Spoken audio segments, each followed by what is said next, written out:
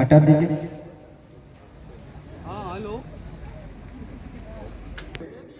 कर्मभूमि मावन दुर्गा के पवित्र स्थल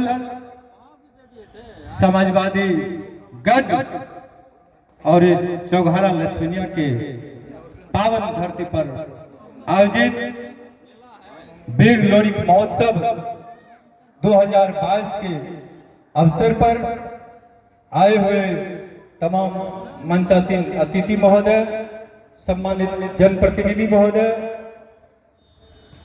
समाज सेवी, प्रबुद्धजन, शिक्षाविद, माता एवं बहनों का आयोजन समिति की ओर से हार्दिक अभिनंदन करते हैं, हार्दिक स्वागत करते हैं। अब वीर लोरी महोत्सव 2022 का विधिवत शुभारंभ हो चुका है। इस स्थिति में हम संक्षिप्त वीर लोरी महोत्सव और वीर लोरी पर थोड़ा हम ध्यान आकृष्ट कराना चाहेंगे। वीर लोरी जो उत्तर प्रदेश के गोरा गांव से चलकर इस हरदीगढ़ के पावन धरती पर आकर के सामंतवाद के खिलाफ, कुरीति के खिलाफ, जमींदारी प्रथा के खिलाफ, अन्याय के खिलाफ और सामाजिक तत्वों के खिलाफ चट्टानी एकता के साथ लड़ाई लड़कर के उत्तर भारत में शांति व्यवस्था कायम करने का काम किया, आदर्श समाज की नींव रखने का काम किया और समाजवादी बीज बोने का उन्होंने काम किया।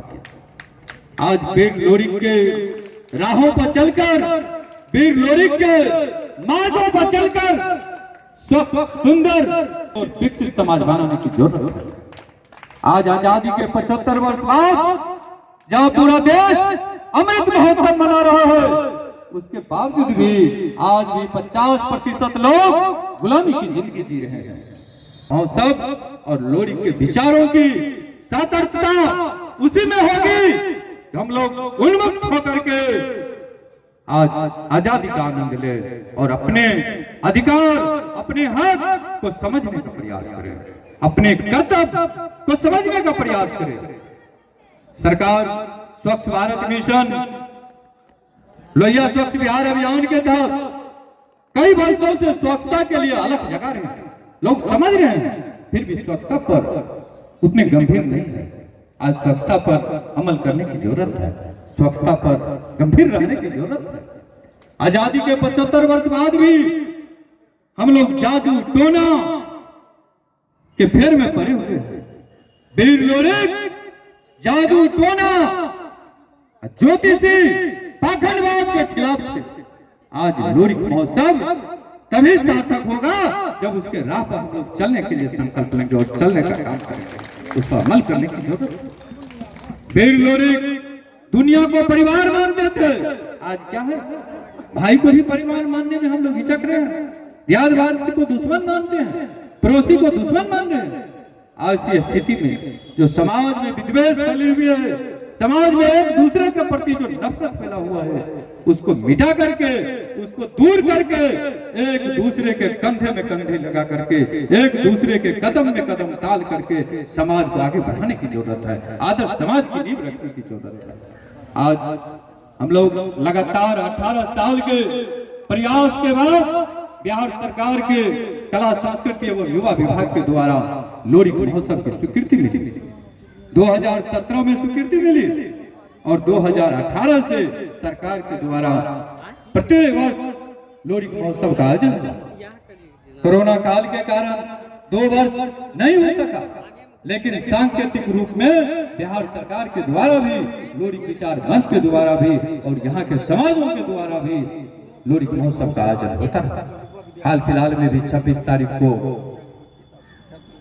महचंदा, जो पिपरा प्रखंड अंतर्गत तुलापट्टी पंचायत है, वहां पर भी लोरी महोत्सव सह महचंद साहू जयंती का आयोजन हुआ था। हम चाहेंगे कि पूरे तरह से वीर लोरी के विचारों को जन जन में पहुंचाने के लिए केवल हरदी और चौगारा, महचंदा, रामनगर ही नहीं, हर गांव टोले में लोरी महोत्सव हो और लोरी के विचार को जन जन में पहुंचने का काम हो। आज हम लोगों ने लगातार प्रयास के कारण और इस लोहड़ी महोत्सव का अगर आगाज हुआ और लोहड़ी महोत्सव इतने शानदार रूप में मना रहे हैं, तो उन 2 जिलाधिकारी महोदय का नाम का चर्चा आवश्यक है। इस लोहड़ी महोत्सव की स्वीकृति में तत्कालीन जिलाधिकारी महोदय बैद्यनाथ यादव जी और तत्कालीन जिलाधिकारी महोदय महेंद्र कुमार का बहुत बड़ा योगदान था। जो सामने में हमारा हॉस्पिटल बना हुआ है, इसके लिए हमने 2.5 वर्ष लगातार प्रयास किया, जिसमें जब बैजनाथ बाबू डीएम साहब थे तो उन्होंने यहाँ से सूची भेजने का काम किए। संजोग से यहाँ से जब उनकी बदली हुई तो अररिया में जाकर जिलाधिकारी महोदय बने और उसके बाद स्वास्थ्य विभाग में विशेष सचिव बने और लगातार उनके पास दौड़ते रहे जो हमारे गांव में एक हॉस्पिटल बन जाए। और उन्होंने प्रयास करके 421 सूची पूरे राज्य में चिन्हित हुआ, जिसमें 189 नंबर पर हरदीपुरा पंचायत का स्वास्थ्य केंद्र शामिल हुआ। और माननीय मुख्यमंत्री महोदय ने 421 योजनाओं का भवन का एक साथ रिमोट से स्वीकृति और शुभारंभ किया, जो आज बन करके तैयार है। मुझे बेहद खुशी हो रही है। आज अपने ही पंचायत में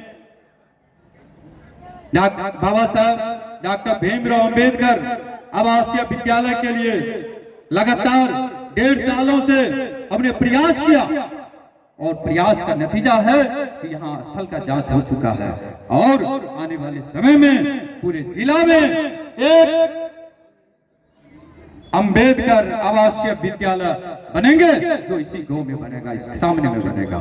नतीजा इंस्पेक्शन हो चुका है, 2 से 3 महीना बाद विद्यालय का काम शुरू हो जाएगा।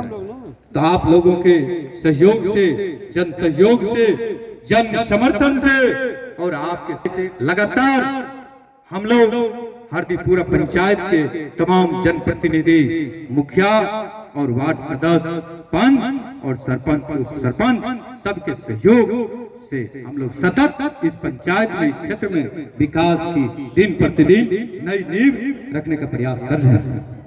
हम लोगों के बीच सम्मानित इंस्पेक्टर साहब आ चुके हैं, हम लोग जोरदार तालियों से स्वागत करेंगे। हम आग्रह करेंगे विभूति जी से, अभिभावकों के मार्गदर्शन से भी लोहड़ी महोत्सव हो रहा है, लेकिन एक मिशन है जिस पर हम लगातार प्रयास कर रहे हैं, वो है हरदी को प्रखंड बनाने का दर्जा। 13 पंचायत को मिला करके हरदी को प्रखंड बनाना चाहते हैं, जिसमें हरदी, पूरा, पश्चिमी, अम्हा, लोखा, लौट, कड़ियो, बीना, एकमा और फिर 5 पंचायत पिपरा प्रखंड से जो पथरा, उत्तर, दक्षिण, तुलापट्टी, रामनगर, कटैया, इसको मिला करके एक सुंदर 13 पंचायत को मिला करके इस आजान में हरदी प्रखंड बनाना चाहते हैं। ये इस दिशा में हम प्रयास करते हैं। हम लोगों ने प्रयास किया है, आने वाले समय में तिलावर पुल के पास थाना का भी निर्माण होगा, लेकिन जब आजान में प्रखंड बनेगी तो दुर्गा स्थान से लेकर के आजान और चौघारा तक शहर के रूप में तब्दील होगा। और आने वाले भविष्य में जो ये स्वरूप देख रहे हैं, ये स्वरूप शहर के रूप में बदला होगा। हम चर्चा करना चाहते हैं आज जदयू के राष्ट्रीय अध्यक्ष ललन सिंह जी का, जो जिन्होंने प्रयास किया